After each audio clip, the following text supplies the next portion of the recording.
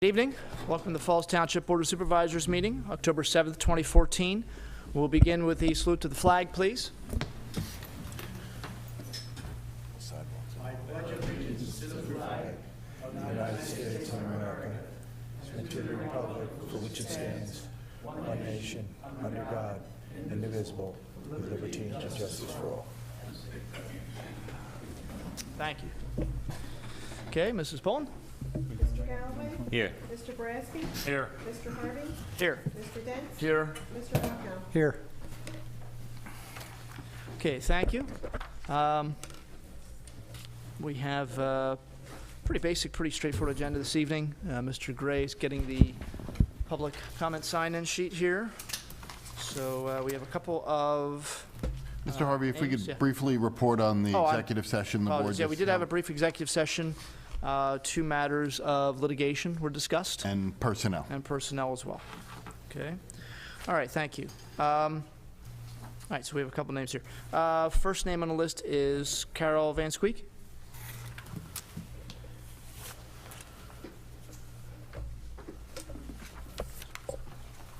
Good evening. I'm Carol Van Scoik from 223 Elderberry Drive. I have a question. I wanted to know since when Falls Township gives out permits that do not meet code.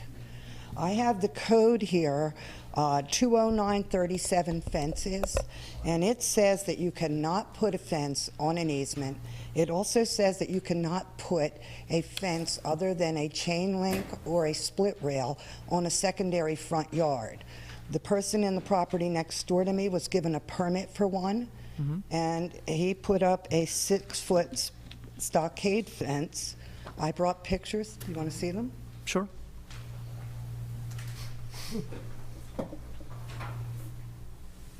Thank you. You can see that's the front. I would have had better This ones is when the- he pulled up and started screaming at me. Okay. Oh, this is the front yard. Yeah, this is, Okay. you can see, this is the front of his house. Yeah, I see the front of the This house is there. I didn't see it on this one. secondary front yard comes out. This is Elderberry Drive. Okay. Okay. I can pass those that way. This is the backyard? This is, the sidewalk is Elderberry Drive. Okay. And Okay. this is also. Okay, this yeah, I see is- where you're going. Yep. I face Elderberry Drive. I have a covered front deck, and now, instead of seeing down Elderberry Drive, this is what I see when I sit on my front deck. Okay. Clearly code. What's his address?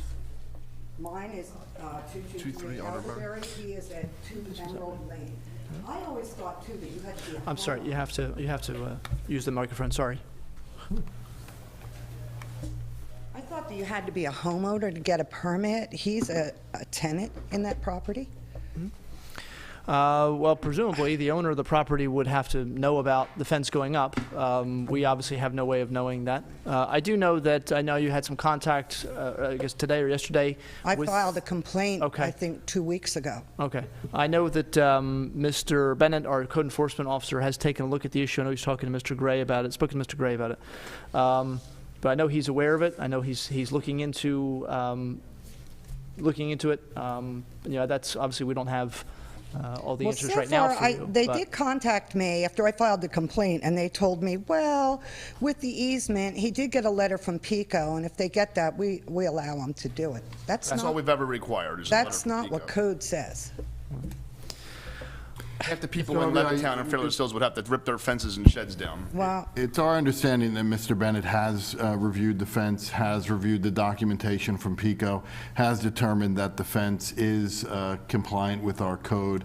The applicant or the person who put the fence up may not have gotten a permit in the beginning, and I think Mr. Bennett is clearing that up with him at the moment. But after discussing this matter with Mr. Gray this afternoon, it does appear as if the fence is code compliant. Okay. it's a secondary front yard. How But can it if it's comply? not in the site triangle, it's a 25-foot site triangle would be on the intersection. That's not what code says. Code says no secondary front yard fences. They have to be chain link or split rail, according to code. That is correct. But again, Mr. Bennett has looked at it, and the speaker is assuming that it has been determined that that's a secondary front yard. Perhaps Mr. Bennett has not determined that to be the fact. Mr. Bennett has looked at it and has reported to Mr. Gray that it is code compliant. Yeah, he may be considering it the front Code yard. says that the front yard is the street that the house faces, where the house number is. Okay. This is not. His house number is at 2 Emerald Lane. He fenced out to Elderberry Drive and all the way up. That would be almost a side yard, not a It's a secondary front. secondary front. That's a determination made Yeah, by that's the the- speaker, that's the- and perhaps not by Mr. Yeah, I mean, obviously, we haven't, I haven't this is the spoken. first I've heard of I haven't this. spoken to Mr. Bennett, so obviously I'd have to sit and talk to Mr. Bennett to find out his reasoning, and he's not here this evening. I mean, we'll certainly talk to him and find out where his logic is with this, but I appreciate you bringing it up to us, and we'll talk to him and find out what his thinking is. All right? Okay? Thank you. Rowan Kinney?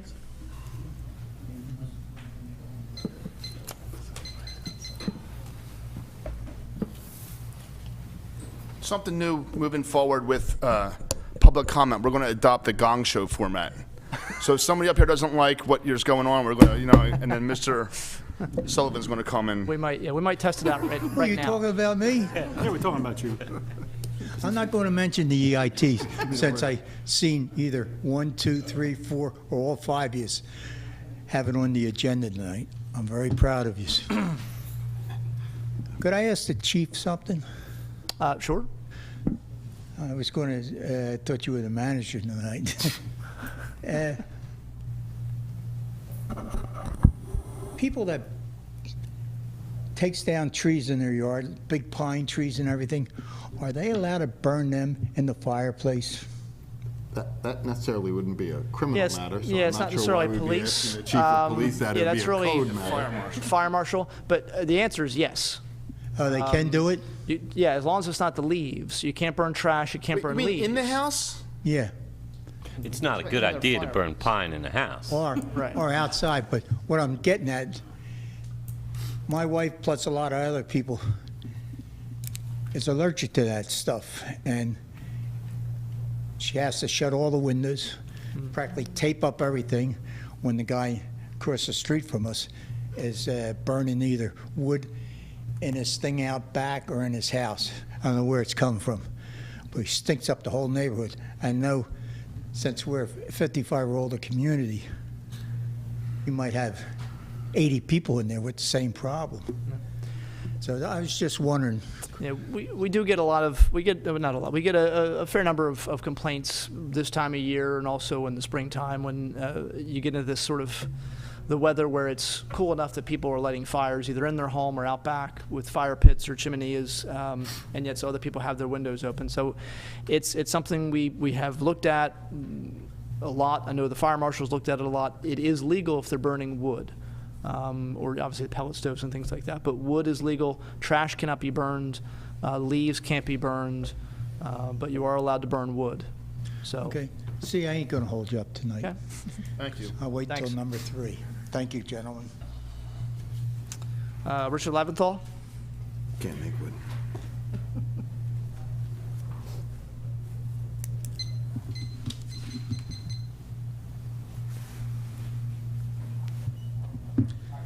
I'm Richard Laventhal. I live in Hedgerow Woods. Gentlemen, you have a grassroots problem, but you can relax. It's not political organizing. It's not a community organizing. It's grassroots, literally. And it's your 2014 road program and unhappy homeowners in Hedgerow Woods. And the question at one point you'll have to ask when I'm done and after I leave is, are the taxpayers getting shortchanged or exactly what was specified in that program? I invite you to see for yourselves. Go onto Hedgerow towards Walton, park your car, walk down the street and back the street. Look at the rights-of-way, look at the grass, see the sections of the lawn that have been graded in order to conform with the plans. How often do you see nice grass? How often do you see weeds? How often do you see just plain brown patches of dirt? The road contractor on that street planted the grass there more than 90 days ago. That's over 3 months. You're also welcome to take a look at the other areas that have been done, whether it's Walton, Fletcher, Rice, or other streets. If you see a nice lawn, there's a real good chance that that's a homeowner that paid twice, namely by investing himself or herself to either get the grass replanted or to have it fixed properly.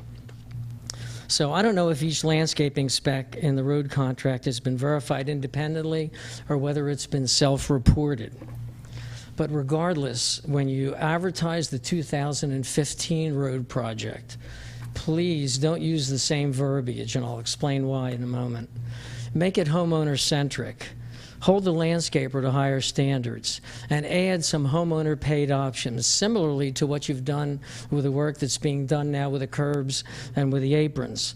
This is just one reason why I literally have no confidence at all in what's been done in the landscaper.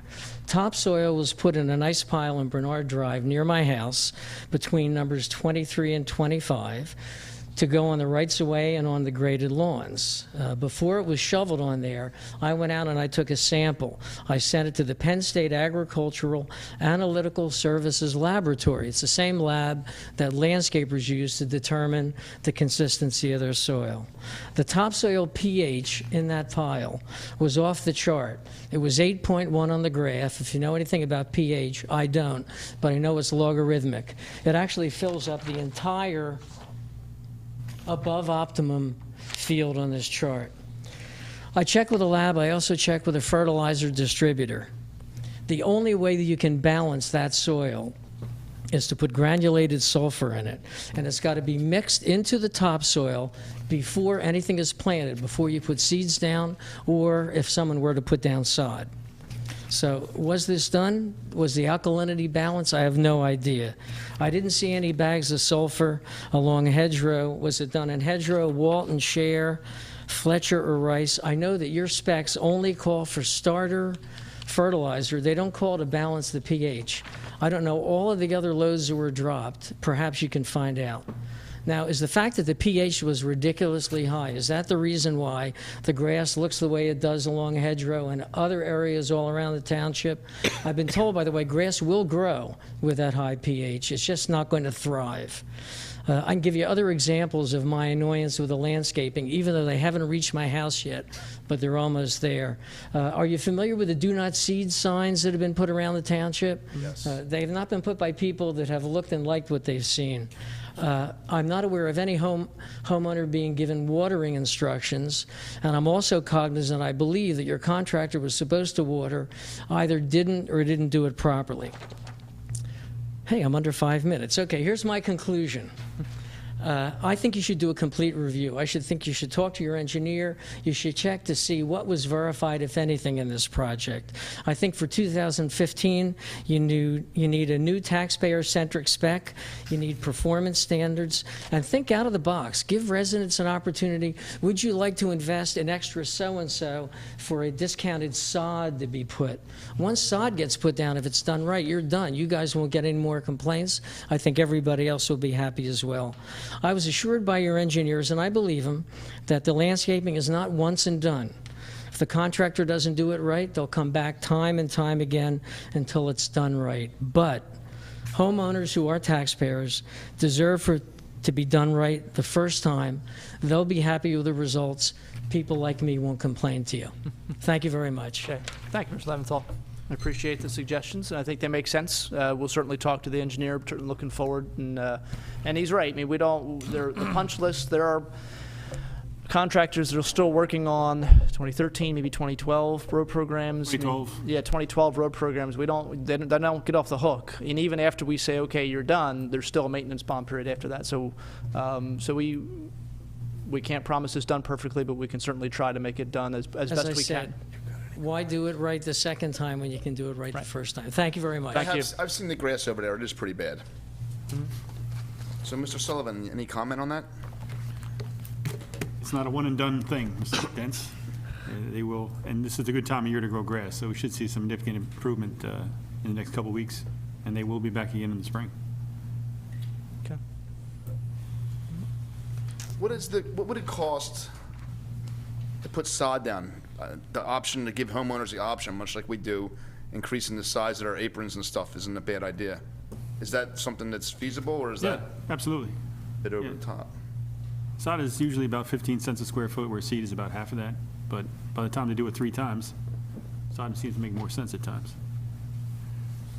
That's something But yeah, just put into the road program. it's certainly the same thing we do with sidewalks and aprons. We could certainly do that with sod versus seed. Yeah. Yeah, that makes sense, I think.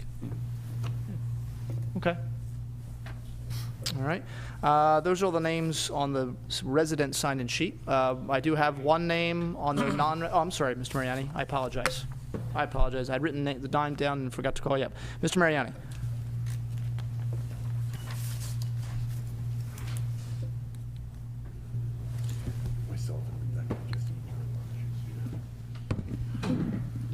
Thank you. I want to be sure that everyone here and at home understands housing for older persons and the 80-20 rule that was discussed at the last meeting. The Fair Housing Act exempt age-restricted housing from the prohibition of discrimination against families with children in 2 categories, not 1, 2.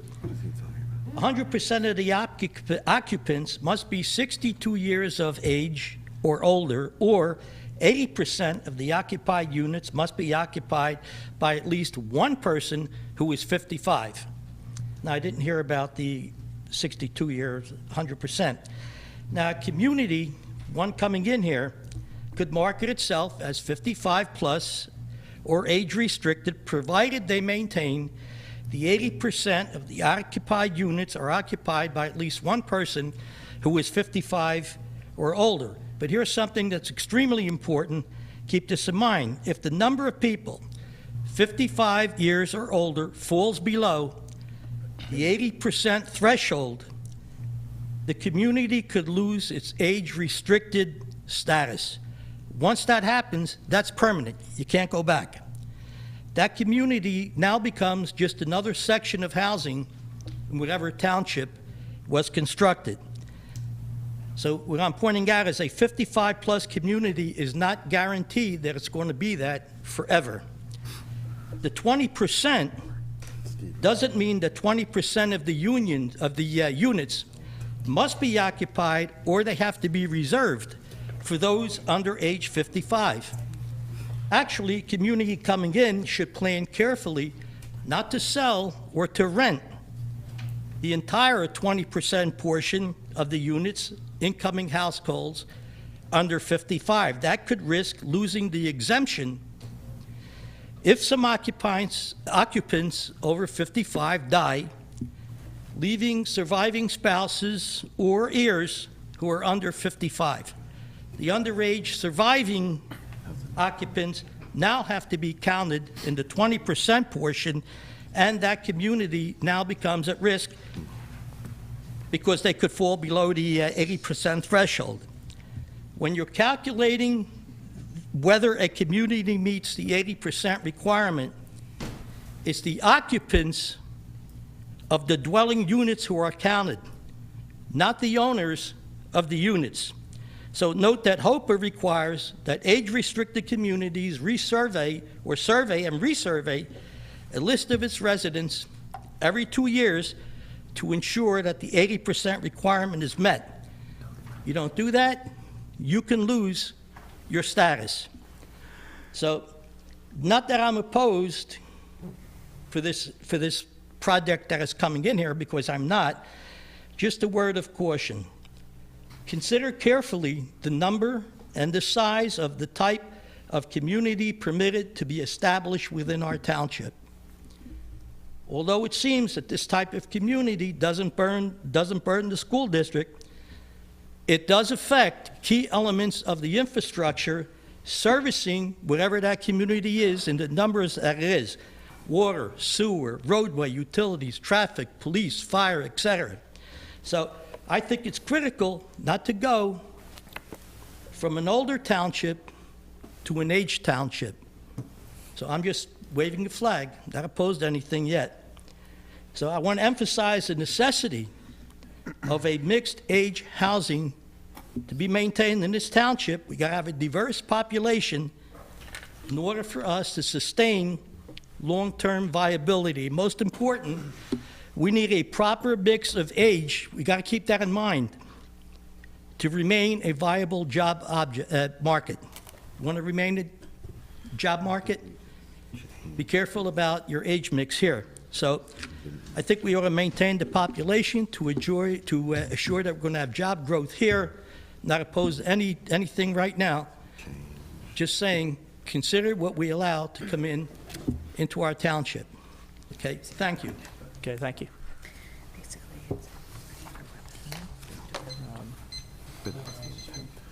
Yeah, I think it's. Mr. Belasco? You signed on the non-resident sheet, is that right? So, okay, that's why, yeah, it's Cardiff Road, I My thought you were, mistake. that's right. That's why you're on a different list, okay, sorry about that. Don't do much public speaking, so bear with me. Yesterday afternoon, I was in my If you could backyard. I state live his name for the... Mr., yeah, well, just a first name, Mr. Belasco? at Joel Belasco. Joel Belasco, okay. J-O-E-L. Sorry, okay, sorry, yesterday you were in your, I was in my backyard. I live at Cardiff Road there. The Gary Von Hoppen Memorial Park is in behind my house. okay. And I guess you guys are going to have a new fence put up along the back? Well, we're looking at this, I know the fence that's there looks kind of, isn't in the best of Yeah, shape, so I mean, we're, it'd be nice to have a new fence. put Yeah. up. But my concern is, I mean, you guys sink enough money into the Falls Township parks and the other parks around the area, and, I mean, you are maintaining Von Hoffman Memorial Park, but the parking lot there is like being able to only be half used. The rest of it has all grown in, brushes, trees, and everything.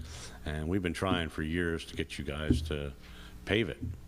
And I got a petition here from around the neighborhood that, you know, oh, sure, yeah, absolutely. Okay.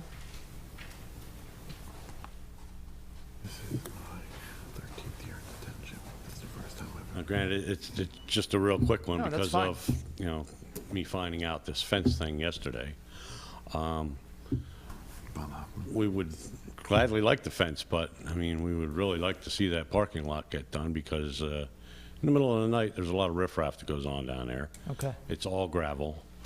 Kids come in there, do donuts in their tires and fling that gravel all over the basketball court, and everything else, and then you guys gotta come in again and straighten it up, and along with all the other so-called paraphernalia that ends up on the parking lot.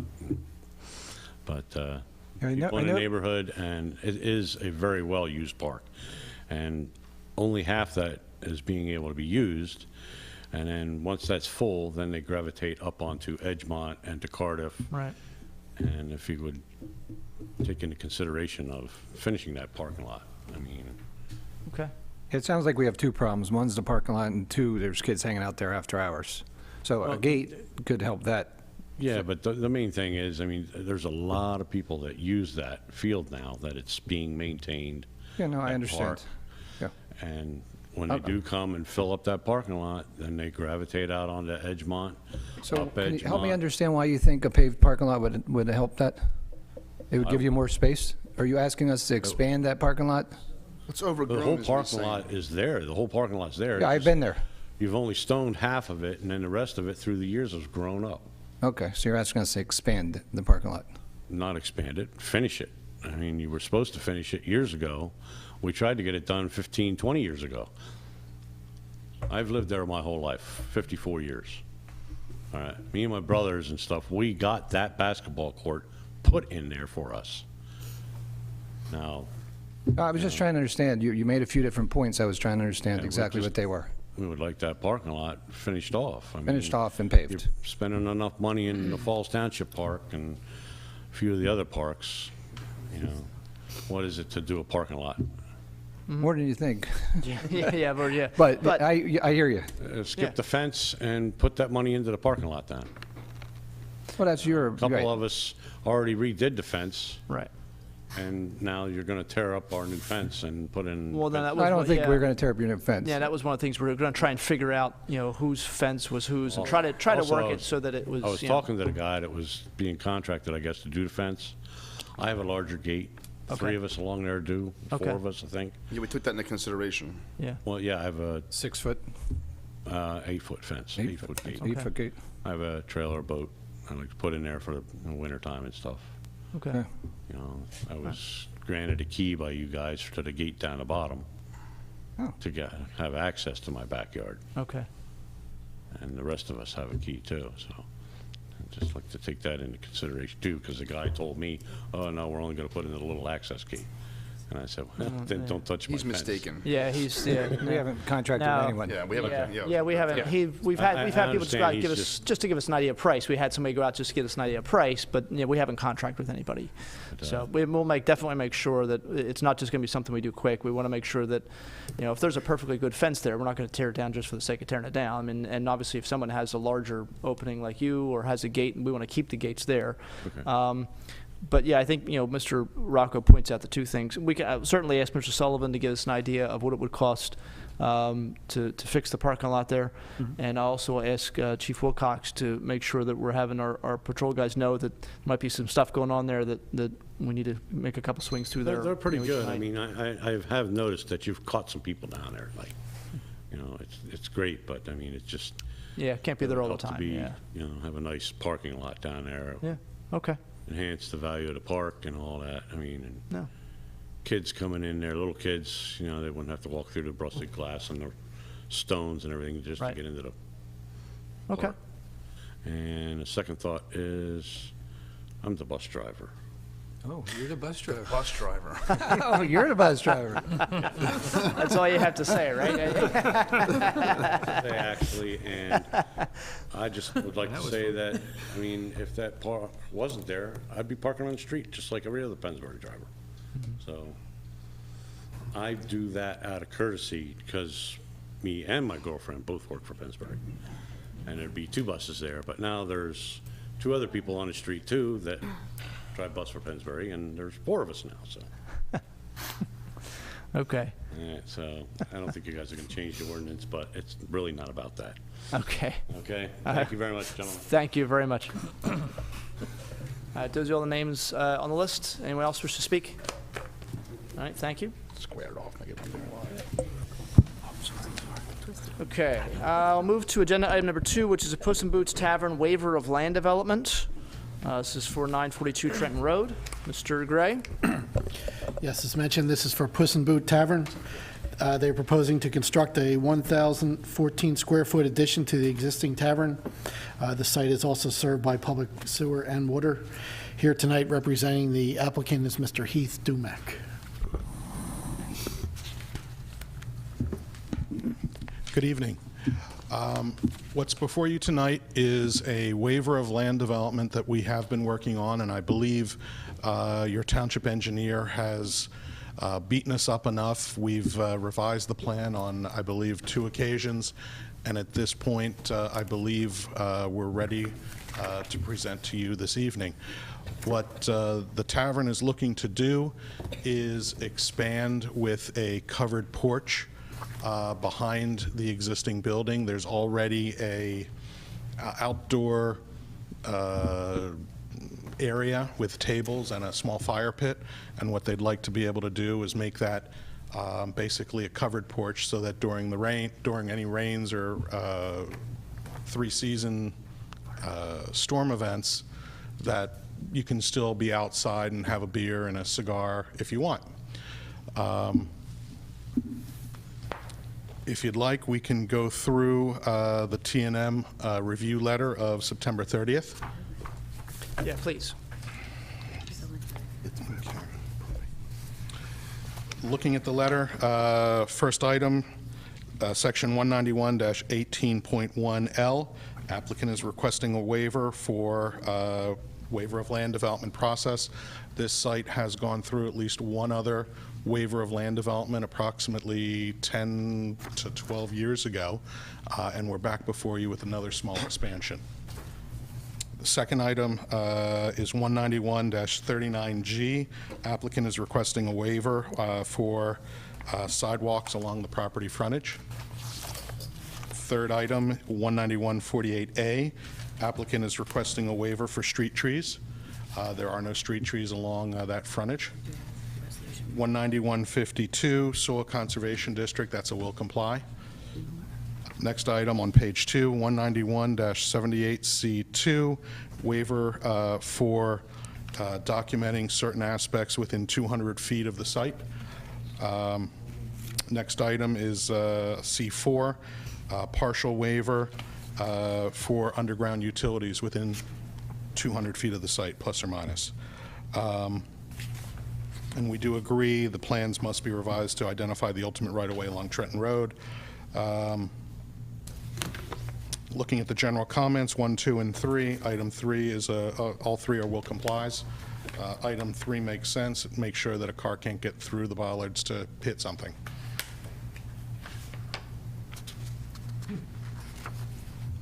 Okay.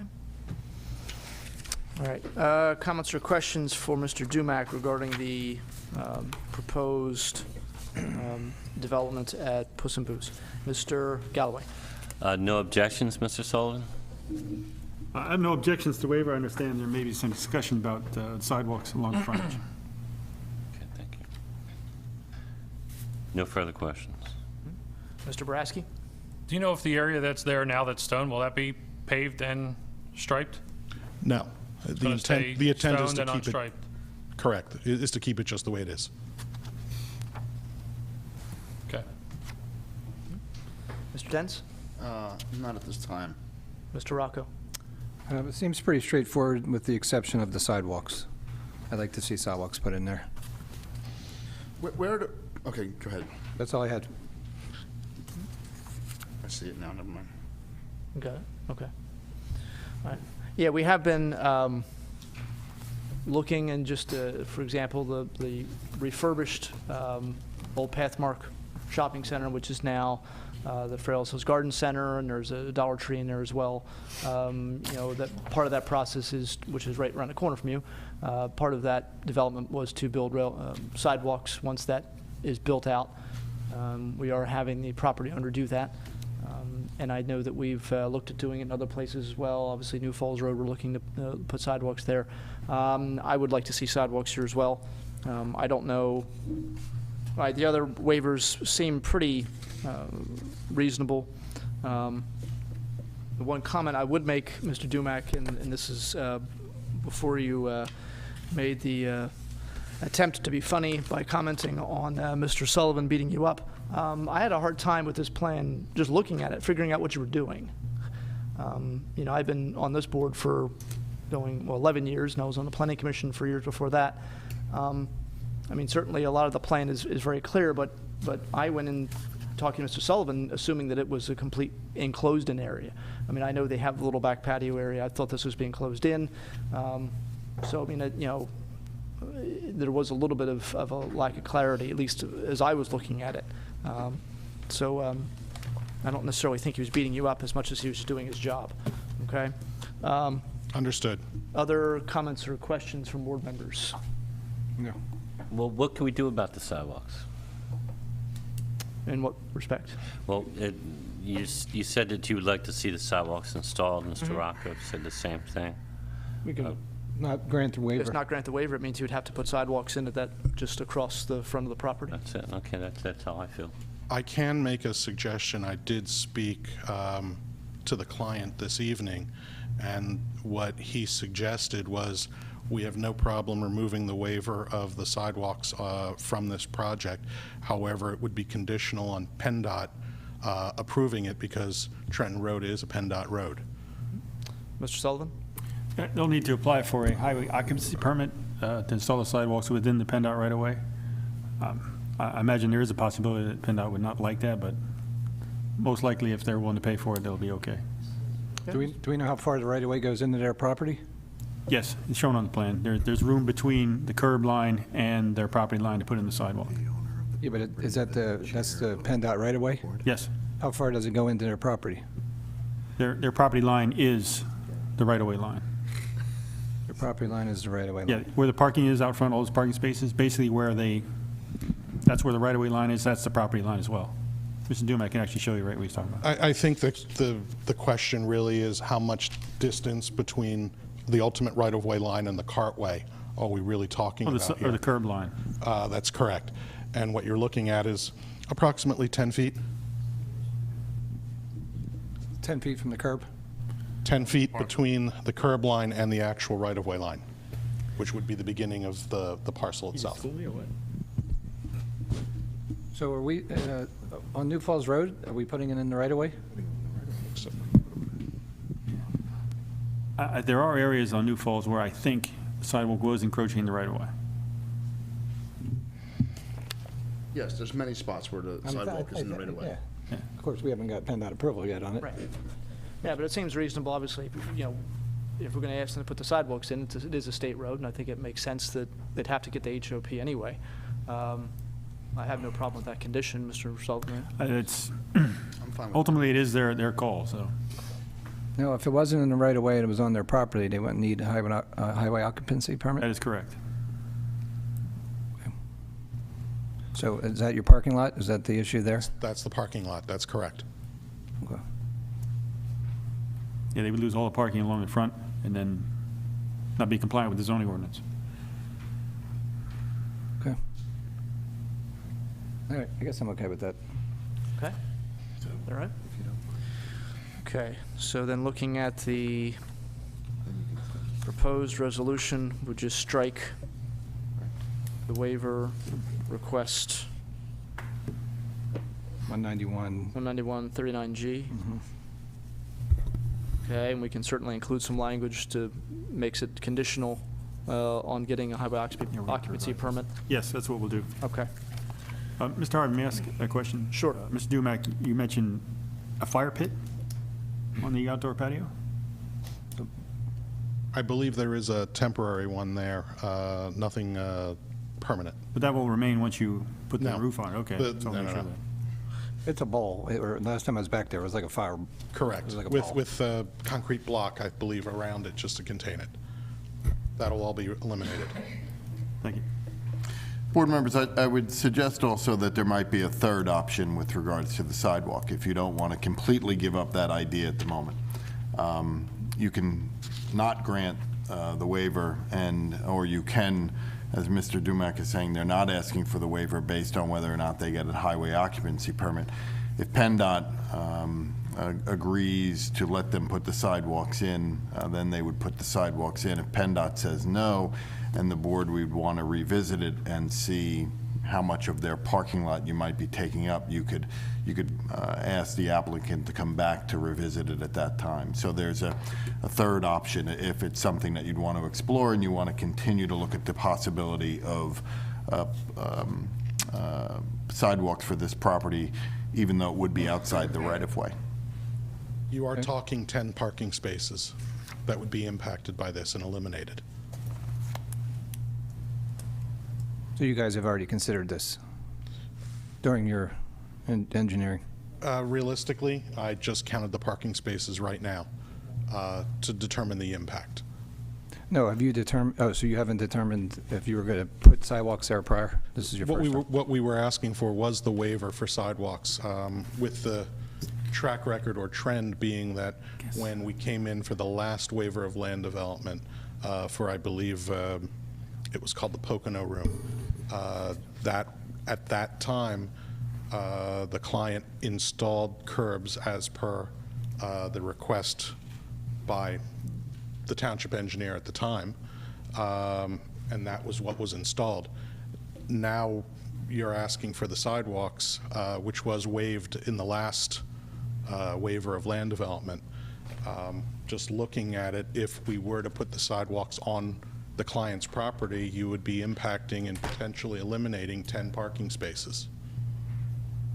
Right.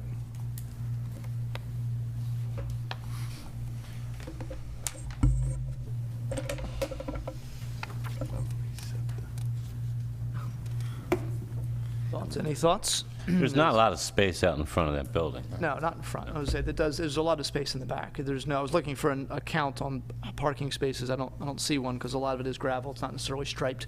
It's just sort of, as people go back there, they park where they can find a space. So it would be tough to sort of count parking spaces as it would in the normal parking lot for like a shopping center, let's say. Let's see, maybe this is it here.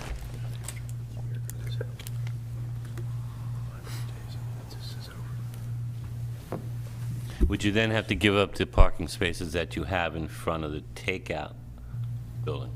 The sidewalk would have to go across the entire frontage, so yes. Right, you'd lose all of them. You'd lose all 10.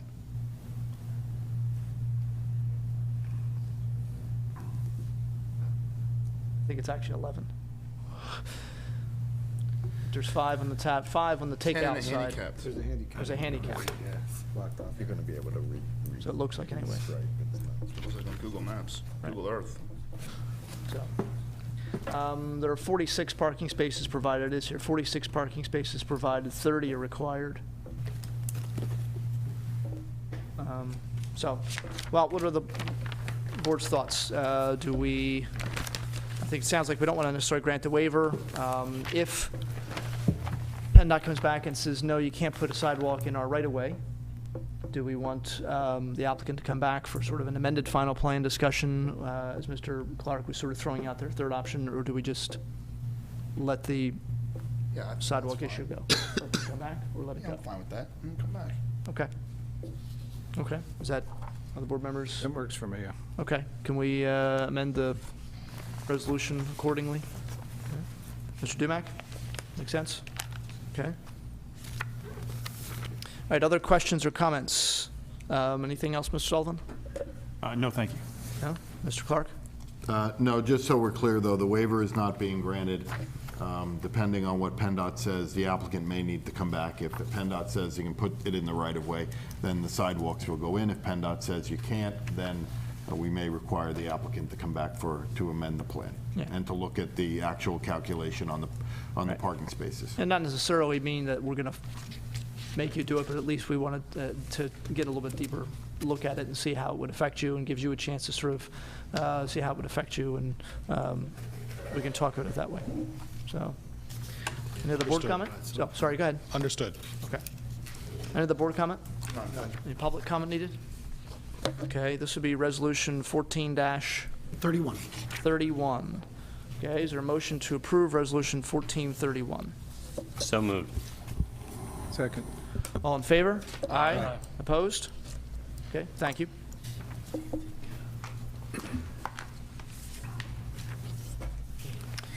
Okay, second item on our agenda is consider proposal from eConsult Solutions for an earned income tax study. Before I turn it over to Mr. Gray, I just want to be very, very clear. For some time now, I've had a couple of residents who have asked about an earned income tax and how much it might benefit Falls. About 10 years ago, there was a study done.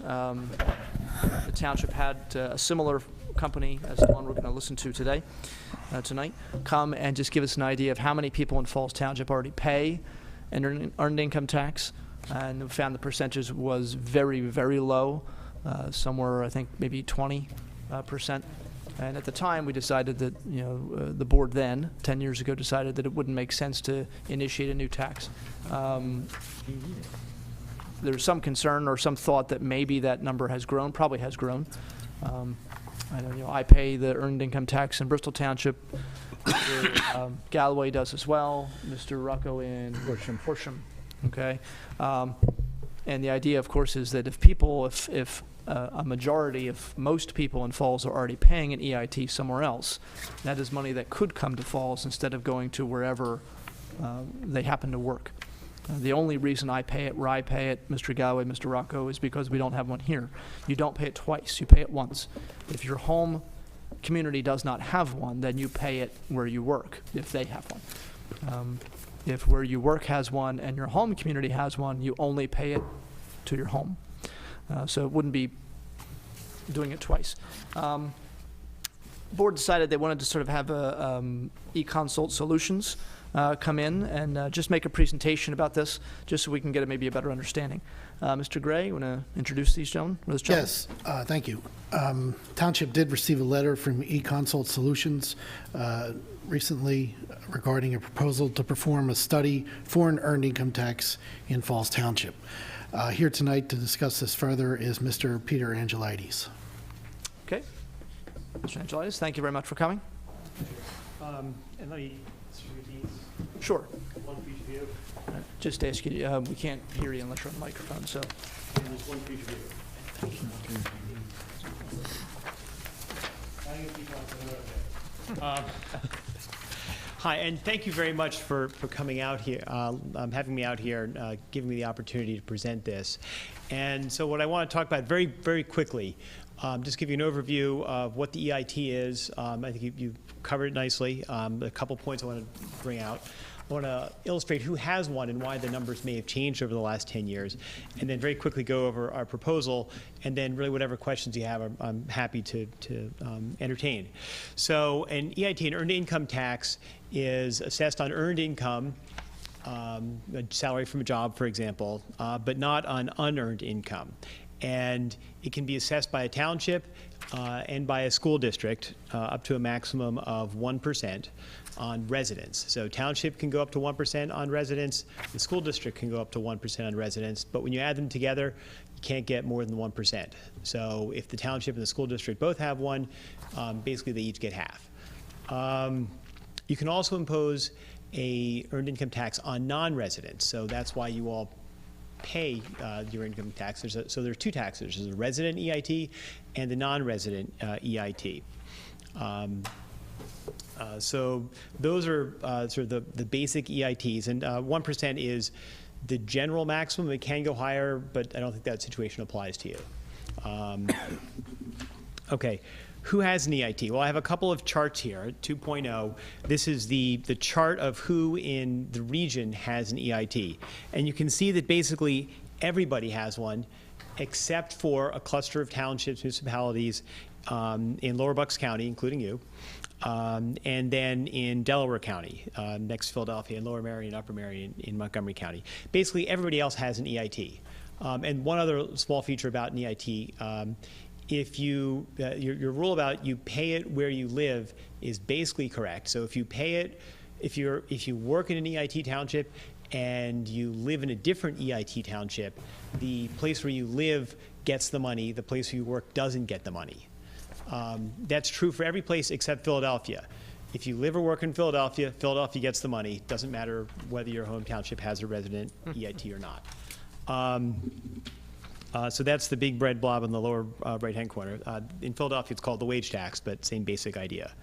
And then if you turn over the sheet, you'll see that apart from the two areas we already talked about in southeastern Pennsylvania, and apart from the far northeast, everybody in Pennsylvania has an EIT. So it's not that uncommon. In fact, it's a very common tax. And when you are surrounded by places that have an earned income tax, basically a lot of your residents are paying it already. So if you add an EIT, then the residents who are already paying it, they don't really care because they're either, it comes out of their paycheck one way or the other. It either goes to where they work, or if Falls were to have one, then it would go to Falls. So there are also people who work and live in Falls Township. They would see an increase. And then there's an additional class of people. There are people who don't live in Falls Township but do work here and don't come from an EIT place. And then if you added the non-resident EIT, they would pay. And we've done several of these studies for other municipalities, including Middletown, which just added an EIT.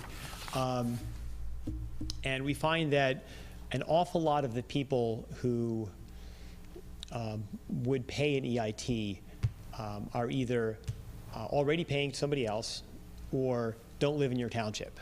So that in terms of new taxes on township residents, it's usually less than half of the total amount raised. Okay, so that's the basic idea of an EIT, and of course questions. And what we've proposed is really two phases. We were asked a very specific question, which was to come up with a list of, or an estimate of how many people who live in Falls Township currently pay the EIT. And that's the phase 1 analysis. And then we have a phase 2 proposal, which is basically doing an entire EIT study, which would include the phase 1, but also tell you non-residents who work in Falls Township, how much they would pay. Basically, we give you an estimate how much money you would earn from an EIT if you imposed one, from both people who live here and work here, people who live here and pay it somewhere else, or people who work somewhere else, live somewhere else and work here and would pay it here. And that's the basic overview. Happy to entertain whatever questions you have. Okay. All right, thank you.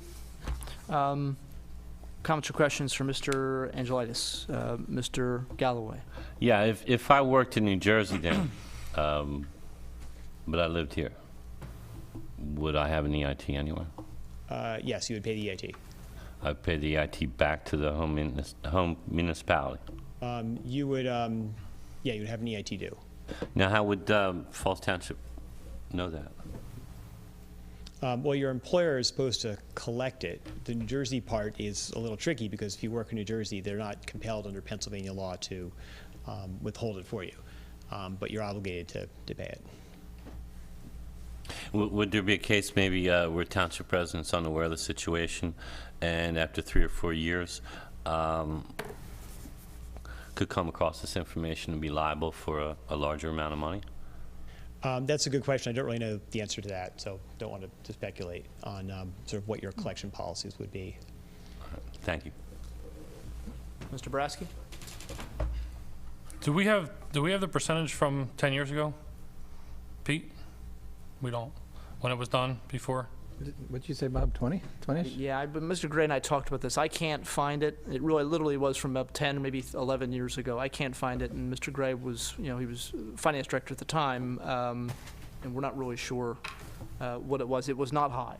It was, I mean, I'm remembering somewhere around maybe 20, maybe 18, maybe 20 something in that area. I know it wasn't anywhere near half. Right. I do recall that. I'm just curious to see that number because, you say less than 50%, but if we're talking 10 years ago at 20-some%, that's a big increase. Right. Let me sort of restate what I said, maybe a little clearer.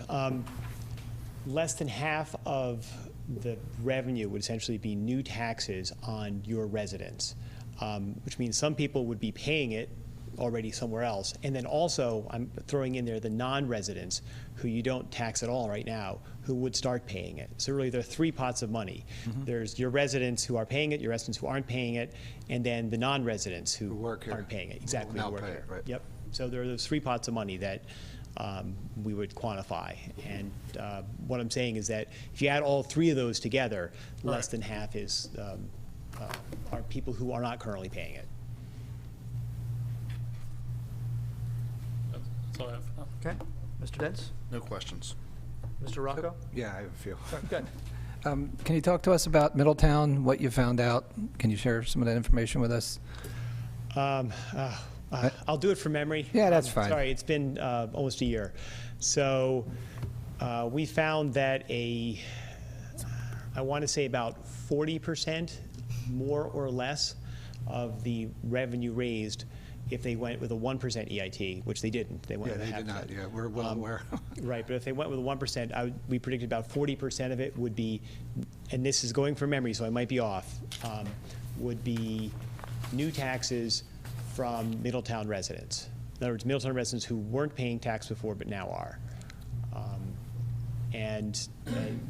That number I can't tell you for Falls Township, but the more municipalities around you that have it, the more Likelihood you're that not they're- harmed yeah. essentially by imposing it, because your residents are mostly already paying it anyway. Mm-hmm. And that's why you see townships sort of cluster. If all of your neighbors have it, it makes sense to add it too, because you're not really raising that many taxes on your own residents. Right, they're paying it somewhere else. Right. Unless you live 3 miles or 5 miles from another state, where a lot of our residents travel to Trenton to work. Not many go to Upper Makefield. There's not a whole lot of industry up there, right? And would you be able to get that information as well, out of state? Right. So we, yes, the short answer is yes. We'll let you know where, well, 2 things. For people who live in Falls Township, where do they work? What municipality do they work in? And about how many of them are there? And then that includes out-of-state municipalities, so New Jersey, Delaware, New York. And then the opposite, for people who work in Falls Township, where do they come from? And that way we know whether they're coming from a place that has an EIT or not.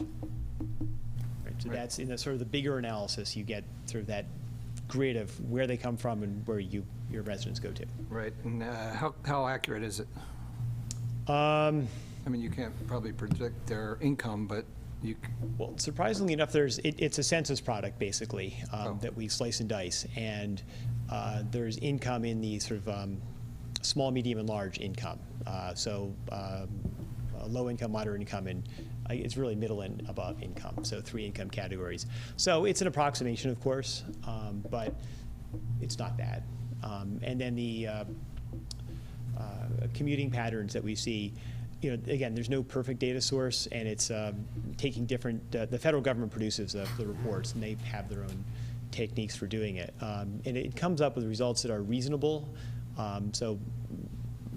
In the big picture, does it give you an approximate number? Yes, it does. But does it get down to the dollar? Absolutely not. yeah, I think you undershot on the revenue for Middletown, if I recall. Well, that's good. That was good, yeah. Undershot, yeah. Right. And then, that's another thing. We have several different methods that we use. That's one of them. Another method is basically to call the tax collectors and ask them, okay, so for people who live in Middletown, how much are you collecting? And then we push the 2 analyses together to see if they make sense and where there's disagreement, and then we work through it. Okay. Will you also be able to get for us the number of residents who work in Philadelphia? Yes, that's part of it. And like you said, that trumps everything. Yep, that's the, you can't escape. Yeah. But they'd still have to pay the tax here in the township as well, then? No. No. No. We If you wouldn't be pay the able to wage charge them tax, at all. you don't pay the EIT. Okay. That's Yeah. good. Yeah, for me, I'm paying 1% in Horsham, so I'm already, paying it, so it's. Right, so you wouldn't, your take-home income wouldn't change as a result. Yeah, absolutely right. But your home township would be enriched because of it. Right. Okay, but as far as questions, I think that's all I had.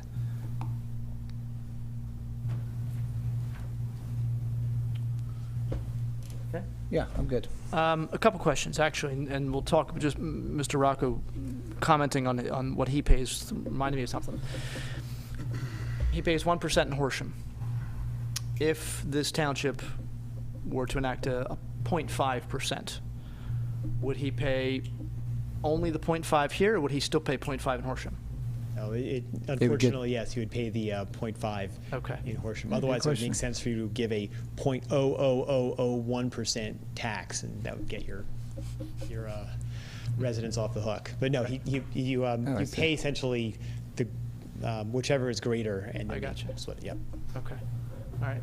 I had a question about the methodology that you already addressed using the census, and the other question I had is thinking about one of the biggest employers I guess we have in the township is the school district, and I guess the question is that while not every school in Pennsbury is in Falls Township, the main district offices are in Falls Township. So if you're a teacher who teaches in Lower Makefield, let's say, but you're an employee of Pennsbury School District, which has its central office in Falls, would that count, or is it sort of where you're located? Yeah. I would think it would. I would think it would I as know well. I've worked for, I'm an electrician. I work for people, I've never been to their office in my life. I know I worked for a guy in Warrington, and I paid an EIT there, even though I had never been to his office. And we didn't work in Warrington. The job was That's where his corporate at. in yeah. Montgomery Yeah. County. But I paid the EIT because that's where his office was, and that's. And when Mr. Galloway asked his question, I was thinking that a lot of times contractors will have us fill out an EIT form so that they can know, even though I'm never going to where his office is, they need to know. They need to know. Where you are living if there's an EIT. So I'm guessing yes. Okay. But Yeah, I just thinking, when you file tax returns, you're filing the tax number, the federal tax number, ID number of the address on their check. Of is the probably address is from, yeah, it's Fallsington. Fallsington, right. Would be my guess. Okay. Yeah. Trying to think if I had anything other questions. I don't think I had anything else. I know I had a question about the methodology and those two sort of abstract questions.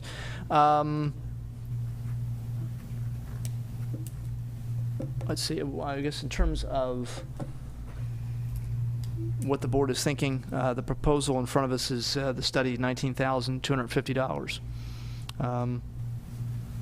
Any thoughts or opinions at this time? Yeah, my opinion is, I feel like we should know the data. if there's a source, if your source is accurate, I think it's a good thing to have.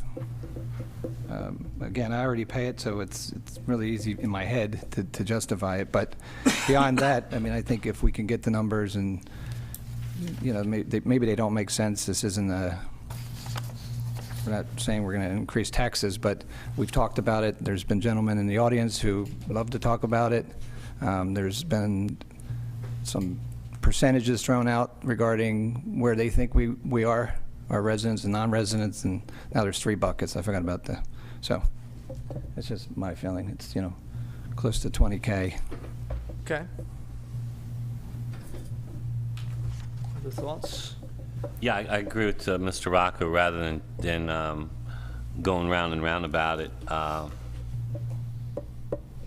just getting the numbers, and that would enable us to make a decision, an insightful decision on the subject.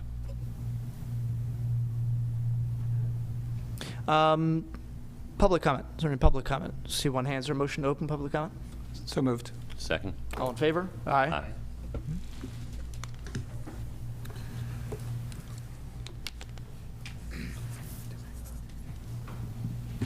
I'll be very quick. This is a very happy night for me.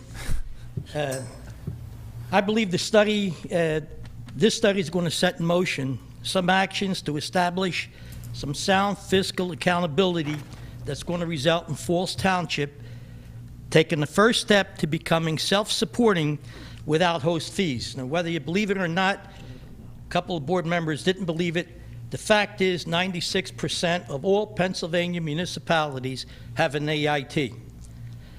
I believe that this study is going to confirm that it will produce considerable income, and it was set over and over again without affecting the overwhelming residents of our township. We talked about quotas. I personally estimated that an EIT at 1%, if you're going to do it, it's got to be 1%. Forget 0.5 and all that stuff. At 1%, I believe was going to equal about $4 million being paid by Falls Township residents in this township.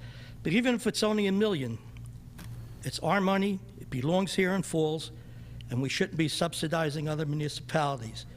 I think an EIT study is good business practice, and the only thing that's going to be better than that, you enact an EIT here. You'll be glad you did it. Thank you. So can I just say, I am for the study, but I'm not jumping to your conclusion that we're going to be fiscally sound by this. So I'm not voting at this point for anything other than. I didn't say that. I said it's the first step. It's the first step in becoming self-supporting. You'll have to do other things. You're not going to have an EIT that's going to replace your host fees, but it's the first step. That's what I said. I didn't say was going to do it. Okay? Okay. Thank you. Mr. Kinney.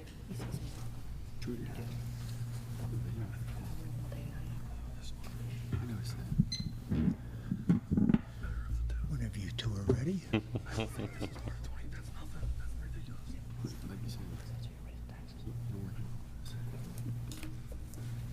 Go ahead. I'm just trying to listen to what you're saying. I'm glad about an EIT too. I hope you do. You know, if you do pass it, I like you to see to cut it in half and give half to the school board. Well, then we're not going to have a chance, a choice. I mean, that's going to be. Well, I'm just saying. They're probably going to be meeting in this room as we finished if they enact that. We're not talking about passing this tonight, just so we're No, clear. I know you ain't. Okay. I know you ain't. You're waiting for a study. But I'm saying if it is passed for the 1%, I like to see half of it given to the school board. And have that man right there, he knows the lawyer that they have. When he sees him every night. Chief Wilcox? Huh? You talking about Chief? No, I'm talking Your finger's crooked. about our lawyer. He knows who I'm talking about. He goes home and talks to him and says, give you half and I'll be fine. And they won't, and the agreement though would be no more of this real estate tax for the elders, seniors. What agreement? Huh? What do you mean, the agreement? that the school district would cut. Oh, real estate the tax. school district. Yeah. They're not going to cut taxes, I guarantee you that. No matter what happens, they're not cutting any taxes. For this year, but next year they could not have it no more. They don't need that, and that's the Wouldn't hold my agreement. breath. Yeah, I wouldn't either. And well, So we're so far from that. they make. Can we talk about Yeah, the but study? understand. It's for their benefit, not ours. Their benefit. I They'll get understand. more money out of that than they do out of the stupid real estate tax. Which it's hard for some of these people, 80, 90 years old, to come up with, and we have an old, a lot of old people in this township. You look pretty good for 90. I didn't realize you were that old. I ain't yet. I'm getting close to it. Thank you, and God bless you. And I'm glad you're doing a study. Okay, any other public comment? See no hands, is there a motion to close public comment? So moved. Second. All in favor? Aye. Okay. I think the number I'm most concerned about is the Falls Township residents that probably don't pay any IT. I think that's the number I'm concerned about. I don't think that's high enough to enact any IT. I mean, if we're talking, that's why I'm looking for the numbers from 10 years ago. I'm curious to see, did they increase to a level where we would put the burden on all the residents to pay any IT? And I don't believe it is, but So this should tell you that. I think. So I hear what you're think saying. Phase one will tell you that. Well, no, you have to look at the additional revenue from the third source. Right, I'm saying I'm concerned about the residents in Falls Township is what phase one will do for us. Right, he's saying if How many residents already pay it, and how much do they pay? That's obvious. That's the issue, not in terms of how much money you're bringing in, but I think Ms. Boraski is looking at how many people in Falls pay it now. I mean, obviously, 3/5 of this board pays it, but that's not necessarily indicative of the whole township. I mean, I worked in New Jersey Okay, for yeah, I 6 agree. years, so I mean, that's, like Mr. Galloway's point was a very good one I hadn't thought of, how many people work in New Jersey. Yeah, I had a friend who lived in Newtown Township, but worked elsewhere, and he found out maybe after 6 years of living there that he owed a lot of money because there wasn't a mechanism. It was a self-reporting thing, So there's a lot of things that we do have to talk about. Right. Right. No, I think, Mr. Brasky, your point is right. Phase one will give you that information. Mr. Chairman, if I could. Yeah. I, like Mr. Gray, have been digging around in old files trying to find the study that we did 10, 11 years ago and have been unable to find it. If I recall correctly, and Mr. Gray and I were just bouncing this back and forth, I think the initial study that was done 10, 11 years ago was not the full-blown analysis, but was more the demographic data showing how many Falls residents are already paying an EIT. And if I recall, and it is 10, 11 years ago, the discussion was, as Mr. Boraski has pointed out, that the percentages were so low of those residents who were working and who were already paying an EIT that the board was concerned that this was in essence going to be, well, it wouldn't be on Mr. Rocco, that this was going to be a new tax on a great many Falls Township residents and a great many of the working families in Falls Township. And that's why I don't think they ever went to that second step of that analysis about how much it would generate and things along those lines. I think that they looked at the numbers, and again, if I said what the percentages were, I would just be pulling numbers out of thin air. But when we looked at it 10, 11 years ago, the numbers were so low that they realized it was just, you were going to be taking almost 3/4 of the township, and it was going to be a new tax on them, and that's why they abandoned the idea. So it's phase one consistent upon what he's saying? That's what we're going to get out of your firm? Yeah, so phase one basically is who's paying it now? In Falls. Who's a Falls resident? Who's a Falls resident, yes, and is paying it now. Would it go as far as to say, if it comes back that 20% of Falls residents are paying EIT, will it tell us if 10% of them are paying it to Philadelphia? Yeah, it tells you what municipality, where they're paying it to, yep. What it wouldn't tell you is basically, well, it's only sort of the one quick estimate as to, well, not quick, but one estimate as to what they're each paying, and it doesn't tell you who doesn't live here, how much you could get from them. So it wouldn't tell you New Jersey residents or people from other non-EIT jurisdictions who work here. And one comment I guess I heard earlier about Mr. Galloway's friend who got hit with a surprise. The procedures changed in the last few years, so all the employers in Pennsylvania have to withhold now. So as long as you're in Pennsylvania, you're essentially stuck. And that happens pretty quickly. So the tax collector, Keystone, Berkheimer, whoever, essentially get to all the employers pretty quickly and make them collect. Withhold, sorry. Thank you. New Jersey? No. New Jersey doesn't have it. I don't think anywhere in New Jersey has it. No, they withhold. I mean, do they? No, they wouldn't withhold. No, not for me. I'm thinking about when it's been a long time since I worked in New Jersey, but I know that there was a reciprocity agreement with the state of New Jersey where, so I didn't have to sort of keep my own state taxes sort of separate out of my own paycheck and then remember to give them to Pennsylvania. That, the school district where I worked did it, and obviously they forwarded the money to Harrisburg, and then, it was no different than here. But so I was asking, Mr. Mr. Dents works, a lot in New Jersey. I didn't know if that was something that he'd ever encountered, if they'd ever asked you. But not specifically EIT. They do ask you do fill out Right. taxes, so they go back to Pennsylvania. Right. But not EIT taxes. Right. There is That's why I mentioned just this past month is the first time I've worked for a Pennsylvania person in a long time, and I did fill out an EIT form, which I've never seen before. Okay. Right. Sorry. And one, sorry, not to That's interrupt.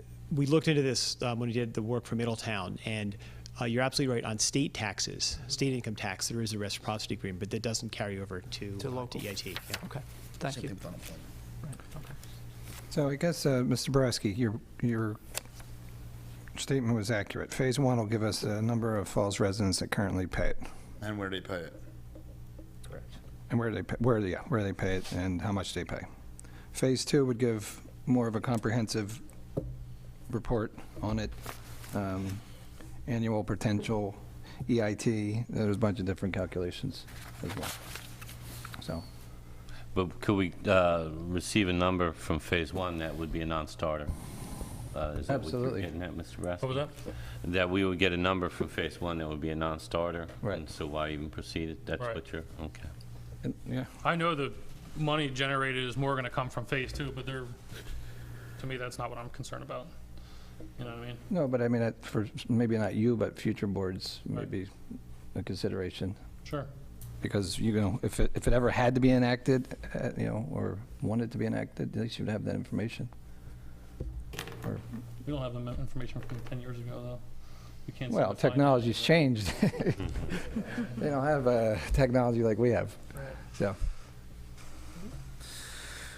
Okay. If no more thoughts or questions, Yeah, just from the board, you guys feel like phase 2 would be, I'm not sure if you're in the phase 1 at all, but do you feel like phase 2 would definitely not be necessary? At this time, I don't think phase 2 is necessary without knowing the results from phase 1. No, we don't. Yeah. I mean, I understand the total package, and that's part of phase 2 is the, Yeah. I get that. Mr. Gallen, your thoughts? I can see both sides of it for future boards, but I certainly do want to see phase 1 accomplished.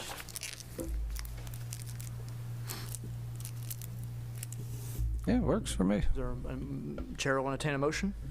I'll make a motion to proposal phase 1 for $7,000 for an EIT study, which will tell us the number of Falls Township residents already paying it and how much they pay and where they're paying it. Is that right? Those 3 things? That's right. Yep. Seconded? Can I ask one more question before the? Certainly, absolutely. In the letter that we received, the manager received and forwarded on, your company states something about $500 in travel expenses on top of the 19,250 that you might have got out of us. Right. I don't really anticipate expenses on this engagement. We put that into every letter basically in case we get sent here or there, but I don't really expect. So there'll be no travel expenses on this? It'll be $7,000? So I mean, you could make it not to exceed, and did you make it not to exceed? I did not. You Not- which- yeah, like- Interested in amending your motion to Yeah, not to to exceed? not to exceed $7,000. Seconded. Yeah, fine, we'll take care of it. Okay. Motion made and seconded. Mrs. Pullen? Mr. Galloway? Yes. Mr. Boraski? Yes. Mr. Harvey? No. Mr. Dents? No. Mr. Rocco? Yes. Okay. All right. Thank you, Mr. Angelides. Mr. Gray will be in contact with you.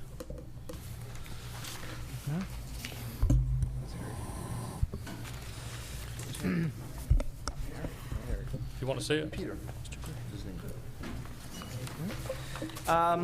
Okay, item number 4, consider notice authorizing, consider authorizing notice of intent to award the bid for LED streetlight replacement project for Falls Township. Mr. Gray. Yes, the township received a letter from Mr. Sullivan at T&M dated October 3rd regarding the Falls Township streetlight replacement program. T&M has reviewed the bids submitted to the township that were publicly opened on October 3rd for this project. Bids are as follows: Armour & Sons Electric, $126,055. Marachi Brothers, Inc., $156,020. Ray Sizer, $352,000. Phillips Brothers Electrical Contractors, Inc., $363,200, and Carr and Duff, Inc., $390,400.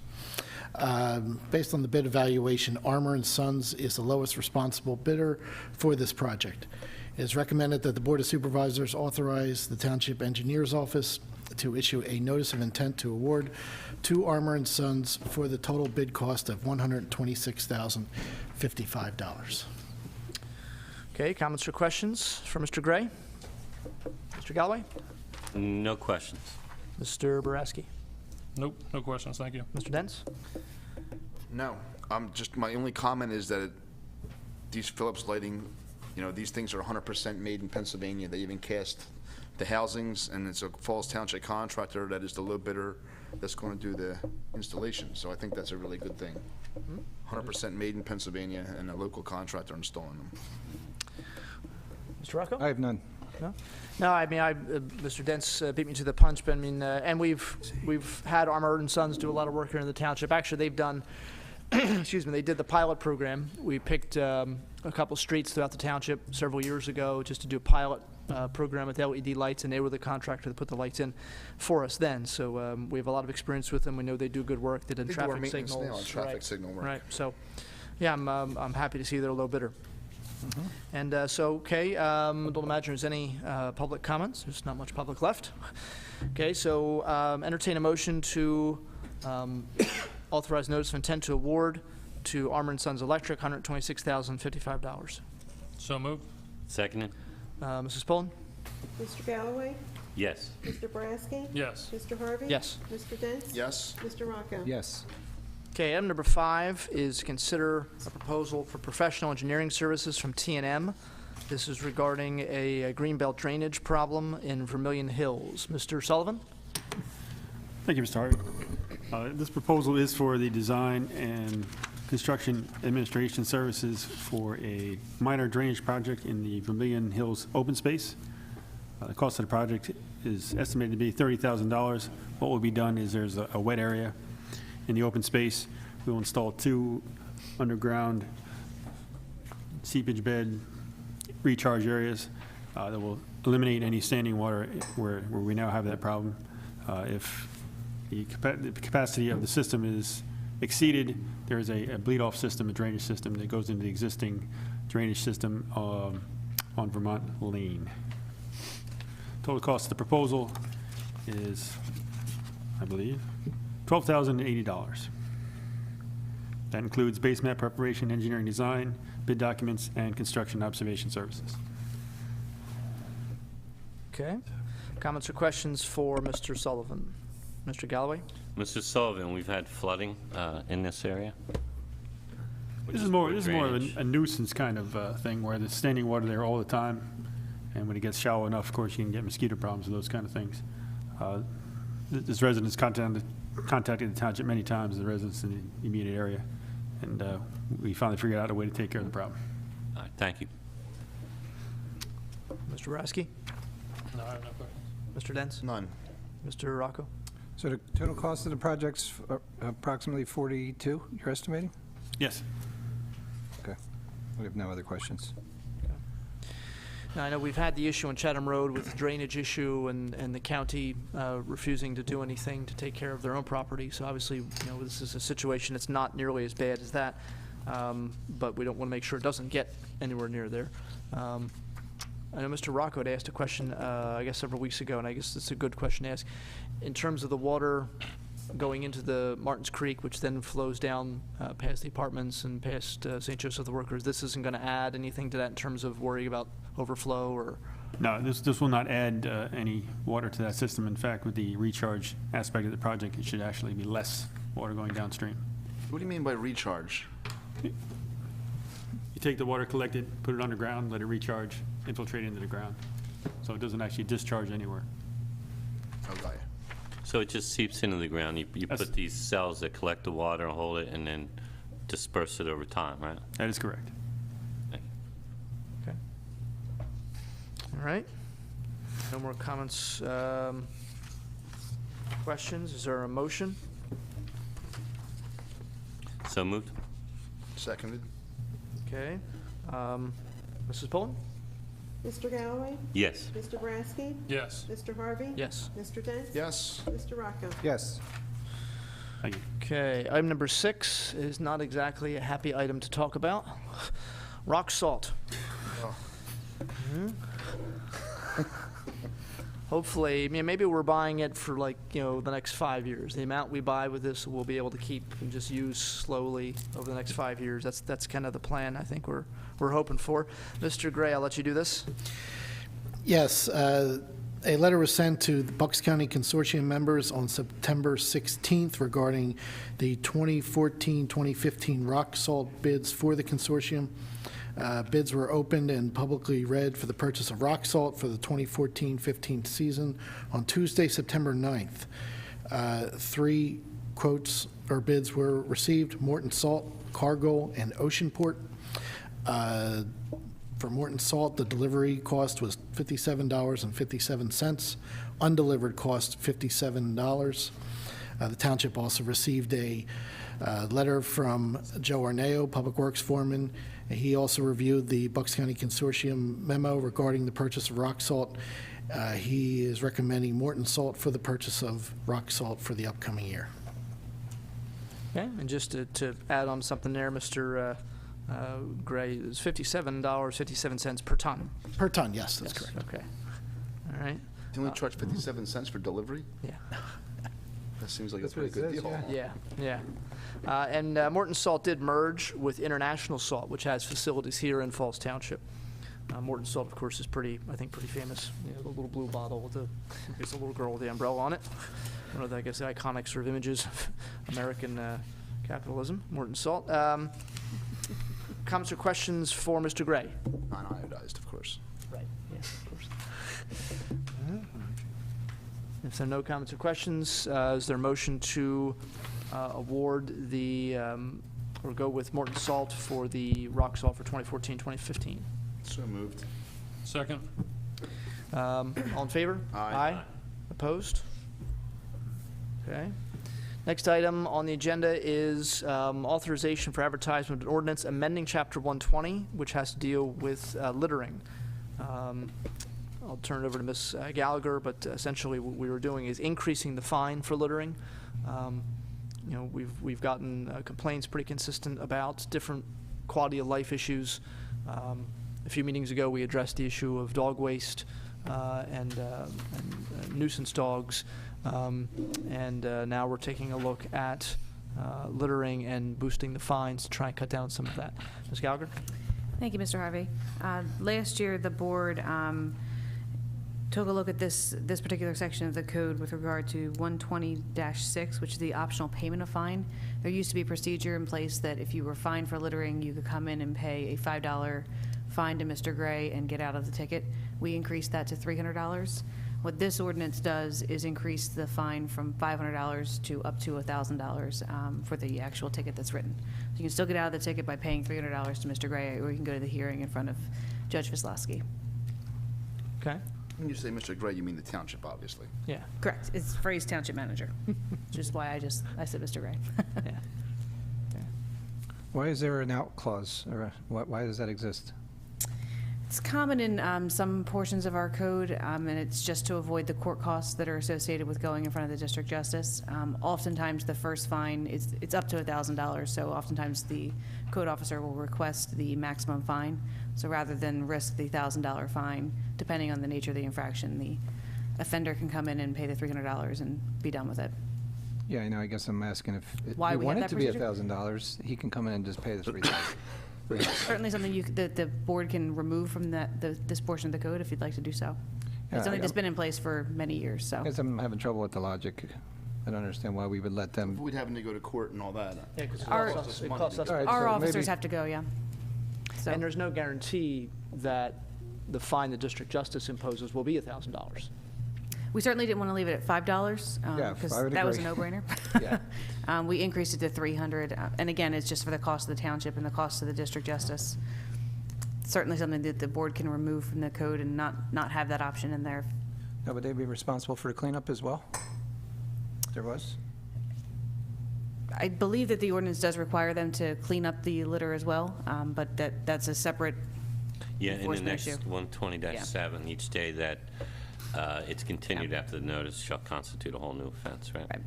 So you can either clean it up or continue to get cited.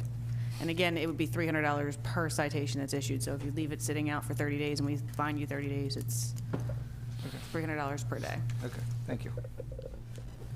Any other questions? This is authorization to advertise. Correct. Okay, is there a motion to advertise? So moved. Second? All in favor? Aye. Okay. All right, and minutes from September 16th. Comments or questions, corrections regarding the minutes? If there are none, then Chair will entertain a motion to approve the minutes September 16th, 2014 as presented. So moved. Second? Excellent minutes as always, Mrs. Pullen. Motion made and seconded. All in favor? Aye. Okay, we had executive session earlier. Manager comment, Mr. Gray? Yes, just a few items tonight, Mr. Chairman. I received a memo regarding the purchase of new scheduling software. We received a proposal from Ragna Soft Incorporated for their plant IT scheduling software at a cost of $5,865.60.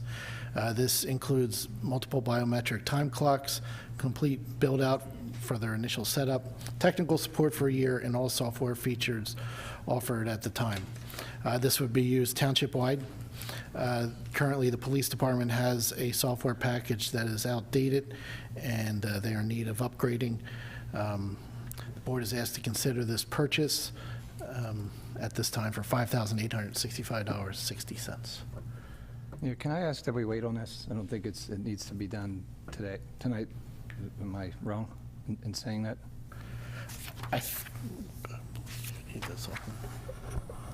Mr. Rocco, I'm not sure the time schedule, but there is a problem with scheduling coming out we have to meet deadlines according to the contract, and they are having major problems with the existing software. It's probably been in existence for over 20 years.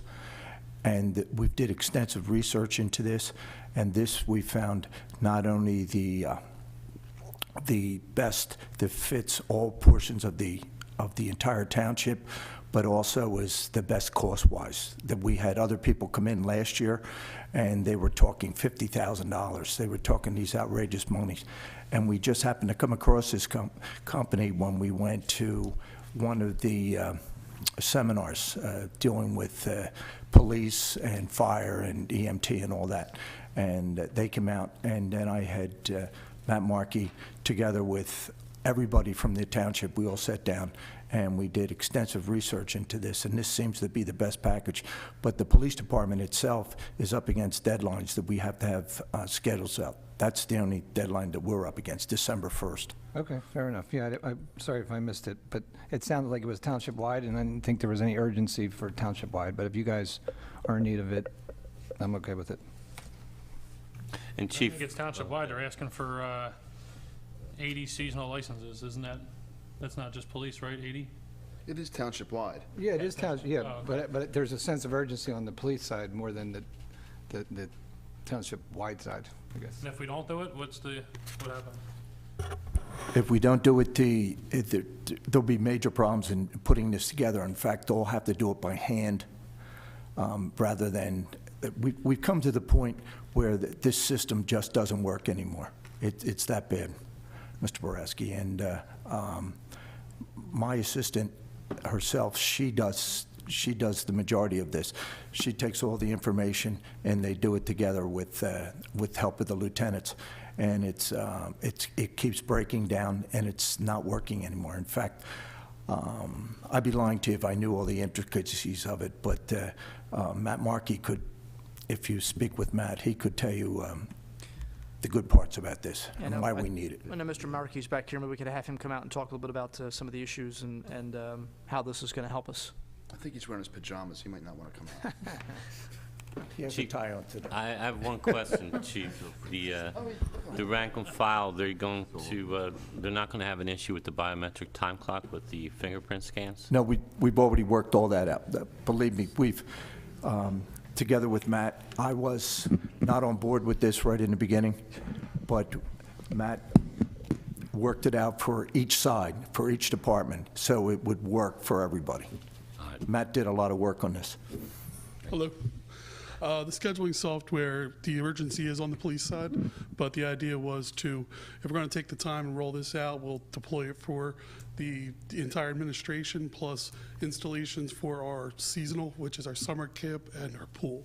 Right. The licenses will cover us all through next year, so we could do those seasonals at the same time. That's why that's so many licenses. I believe the police is only actually 80-some licenses, but that also includes licenses. I mean, we pay by the person, so the licenses are also including crossing guards. Crossing guards are in there as well because Faith keeps track of all of the crossing guards via the scheduler. It's cloud-based. The biometric scanners are to replace the time cards. They can just walk right up, put their thumb on it, punch in, punch in and out for breaks. They won't have to punch a clock anymore. It'll be right there. It'll also give them an employee interface so they can log right into the system, see when they're scheduled, request a day off. Their supervisors will be noticed if there's a missed punch. They can make changes on the fly, built-in SMS, and it'll make phone calls if a shift goes vacant or someone calls out. A supervisor can use the software, contact all those people who are available, anyone who hasn't been given a day off or isn't available. It will call them, ask them if they can fill it. They can just hit 1 or 2, respond right through the system, and fill the shift that easy. That'll be used primarily by the police. But it's flexible in the sense that all their needs are met, plus the needs of the Parks and Rec Department trying to schedule so many temporary employees in the summer, the Public Works. They'll have the flexibility so that when there's snow and things like that, they can go right into the software, pull who they need, and see who's available. Right, so I'm good with that. I am having trouble thinking that it's going to be adopted by the managers.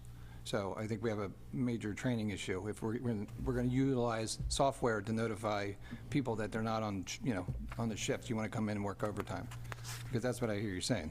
For the police. For the police. More than the Well, no, you said it for the public Well, it works. could be for Public Works. And Well, it could be for yes. Public Works. It's all depending on, they'll be able to build out how they want to use the software in their individual departments. So some departments don't have punching in, like the police are going to work it out with their supervisors to handle that, but our park security guards, they punch in and out, especially on the weekends when no one's here. They can just use that to punch in and out, and then we don't have to worry about time cards or any of that. We can see if a person's reported, what time they've reported. It can all be pulled up via the web anywhere like that. So it will be custom to every department. It's actually multiple installations. So when if we had an installation up for the pool, when a pool person logs in, they can see what their schedule is. They can see who else they're working with. They can request off, but they can't see everybody else's. And then Parks and Rec can keep track of it from there. It'll be custom for all the departments. I mean, all the different departments. So how does the biometrics work? Is there a server? No, it's all cloud-based, so there is on their end, and it's, they keep track of all that. So when you put your thumb on it, you can either punch in, punch out, punch in for a break, punch out for a break. Yeah, what does it connect to? Just a computer, a terminal that's set up in each area. And I have 5 built in, that's pool, maintenance, administration, parks, and summer camp. So, and the price on that is really just for the biometrics. It's like it's just a really small little unit, just a little thumb scanner. Okay. Any more questions? I mean, And anything the else? system, I mean, I feel like it's a question we ask a lot lately, but the system can be uprooted. There's nothing being installed. Oh, that absolutely. can't be No. moved. It's all cloud-based. It can be accessed anywhere. It won't be The housed here. equipment, there's equipment, right? Just the 5 biometric scanners, and they're just little thumb things that plug into USB ports. That's the only equipment involved. We're not housing anything. We have no server responsibility. They do it all on their end to guarantee the uptime. So is the administration on this side, are they going to use the thumb scanners? Yeah, we'd like to get all the departments on board with this. Start with the police. There is a sense of urgency. Then start with the other departments as well after them. I mean, the thumb scanners, the police won't be using the thumb scanners, but everyone now who punches in will be shifted to the thumb scanner. So if you punch now. Mr. Gray, I know of a business who purchased the biometric scanner 3 years ago, and they still haven't implemented because of contract issues. We're not going to encounter any of that? I'm not aware of any at this time, no. I can tell you that if we are not able to, that they will refund us, and we can give the biometrics back and get a refund if we're not able to. And we can still use the software because they can punch in and out from any computer terminal. Right. So we could just shift the way we make them punch in and out. And I would assume if you know, because I know at the tech school, the support staff have thumb scanners. Yes. You know, the teachers have time cards, basically, or look like little hotel room key kind of things that you swipe to clock in. So I understand the issue you're talking about. I'm assuming, though, that our employees already punch in, punch out. Yes, they do. So the issue isn't necessarily are they punching in or punching out. This is just changing the format. Of how they're doing it, yes. So how they're doing it. So that should sort of avoid the contract issue. And the police are not going to do it?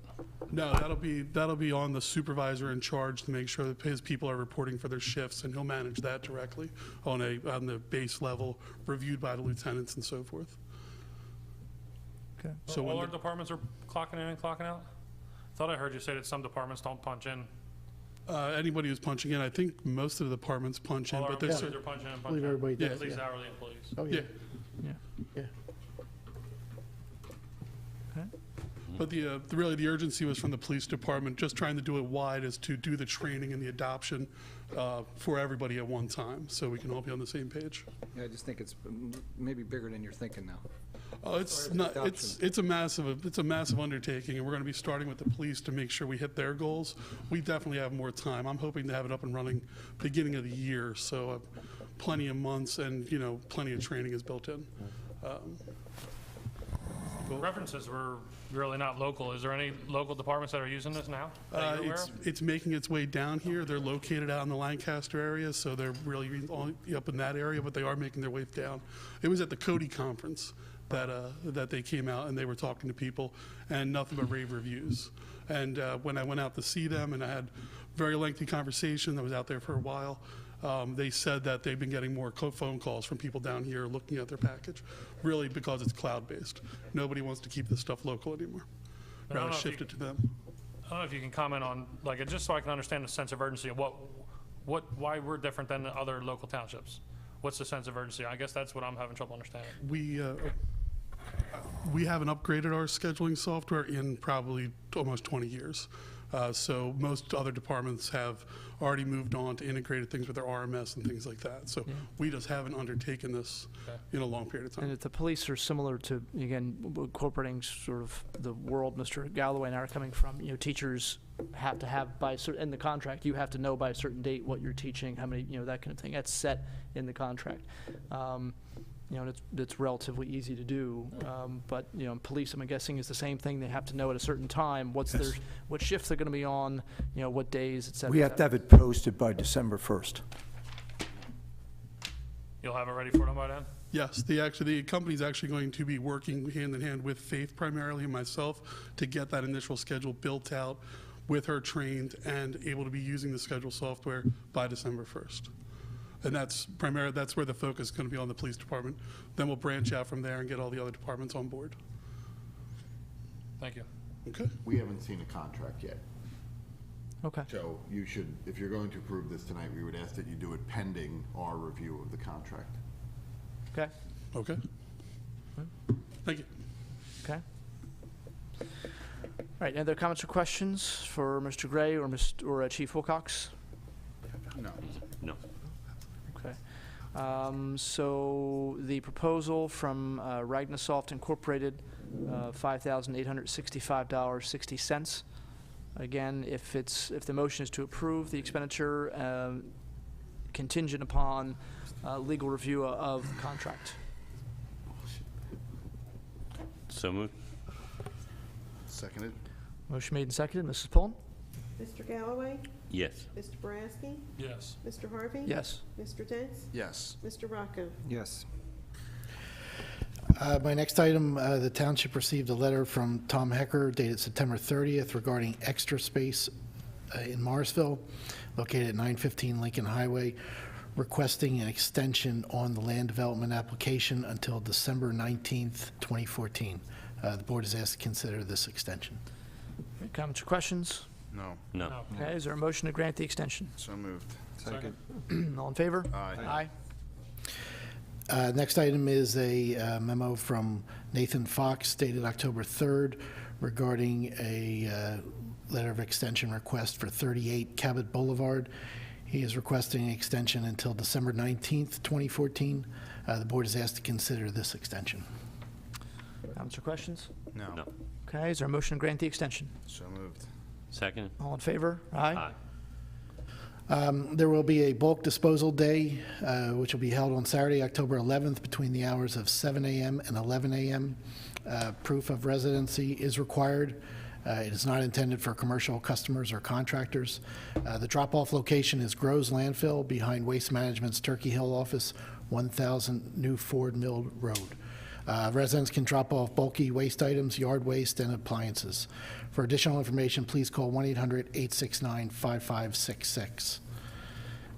Also, this coming Thursday, October 9th, from 7 to 8 p.m. in the Township Meeting Room, there will be a PICO meeting regarding PICO's efforts that will be underway regarding electric reliability issues. Also, Gilleste and Dominion Mylars are ready for signature, and that's all I have. Thank you, Mr. Chairman. Okay, thank you. All right, up to board comment. Mr. Dents? Yes. We want to comment on the PICO meeting this Thursday that Mr. Gray just spoke about. You know, we've had major problems with electricity and reliability and so forth, and this is the chance for residents to come with questions. This is a question and answer session. This isn't just an information session like they had a couple weeks ago at Benwood. They'll actually be able to ask questions on Thursday night. So to all the residents that, you know, have those issues, now's your chance to come. I think that's it. Okay. Oh, you know what? We have a resignation from the Parks Board, and we have a letter from Lainey Strelick from last year, or a few months ago. We asked him to be Right, appointed. back in May, yeah. So I'm going to make a motion to appoint her to the Parks and Rec Board. Okay. Comments or questions? And is there a second to that motion? Second. Okay, all in favor? Aye. Opposed? That's all I have. Okay, Mr. Galloway? No comments this evening. All right, Mr. Boraski? My first one is more of a question. Laura, maybe you can help me out. The ordinances that we've been passing and even that we're advertising for, so like we have the dog waste and the littering around the township, do we already have signs that have, do they have amounts on that we should look at changing?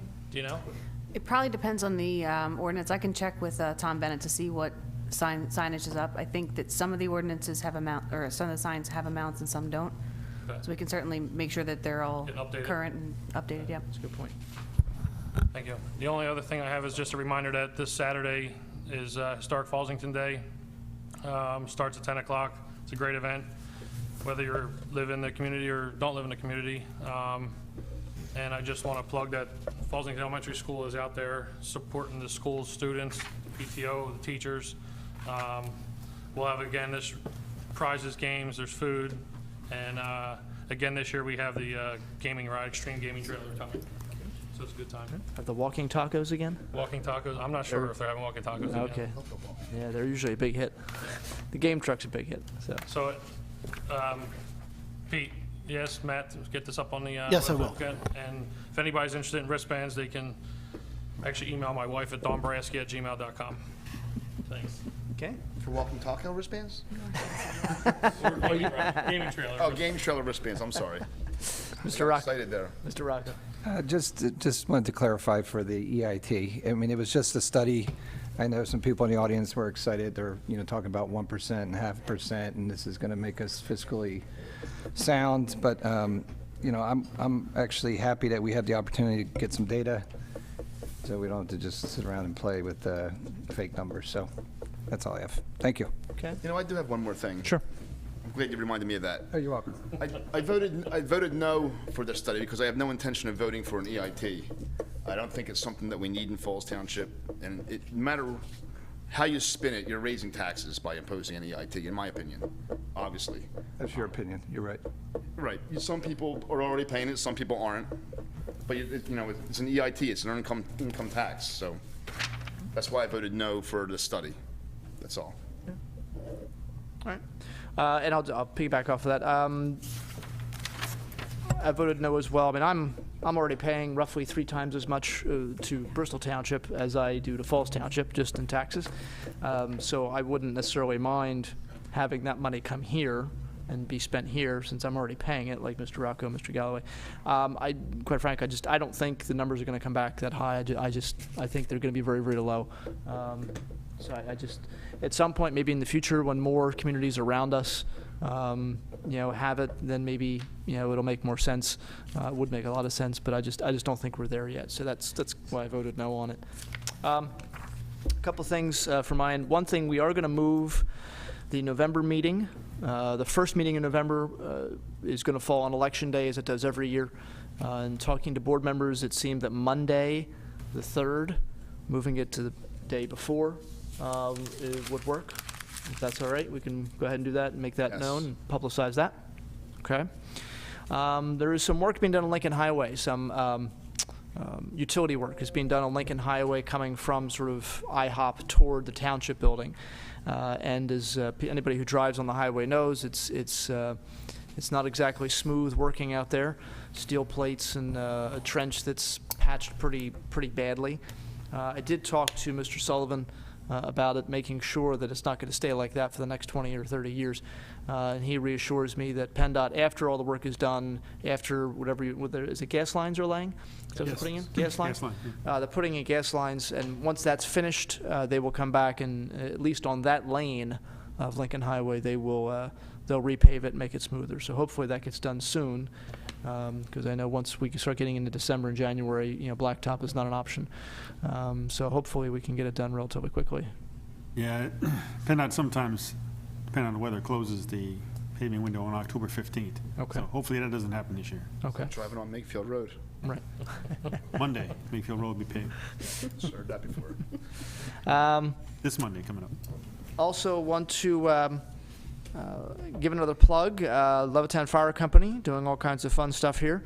On this Saturday, October 11th, after you're dropping off everything with the bulk disposal day, and then you go to get some Fallsington Day and walking tacos and saying hi to Mr. Boraski and his lovely wife. You can go to the Levittown Fire Company, Jerry Blavitt, the Geeter with the Heater, live and in person. Oldies but goodies dance, okay, from 7 p.m. to midnight. Advance tickets only, $35 a person, buffet, beer, soda. It is a cash bar. And the phone numbers, I think, is this on the Township? I think it's on the, I don't know if it's on the webpage, but it's on the Township channel. The phone numbers here, I'm not going to read the phone numbers because people never can write them down fast enough. And but there is that event. They do that periodically, and you're helping out a great cause. And then on Saturday, November 1st, okay, designer bag bingo, also at Levittown Fire Company, Colonial Hall. Doors open at 5:30. Bingo starts at 7. Pre-purchase, $25 a ticket, $30 at the door if there are any tickets left. at the door. There are 15 regular games of bingo, 4 special games, 1 jackpot, extra door prizes and specials and jackpots, things like that, 50-50 drawing. No one under 10 admitted. Everyone must have an admissions ticket. Refreshments and food will be available to purchase. So that is designer bag bingo, all kinds of labels here, Michael Kors, Kate Spade, Coach. So that's an option as well, and this is also something that will be available for people to take a look at on the channel. And with that, let's see. Trying to think of anything between now and our next meeting. I don't think there's anything coming up except for Historic Fallsington Day. Hopefully the weather holds out. I know Saul's a little bit of reports, maybe some rain, but hopefully that doesn't happen. I know, sorry. Put Mary in the window, and hopefully we can keep that away. Entertain motion to adjourn. So moved. Second. All in favor? Aye.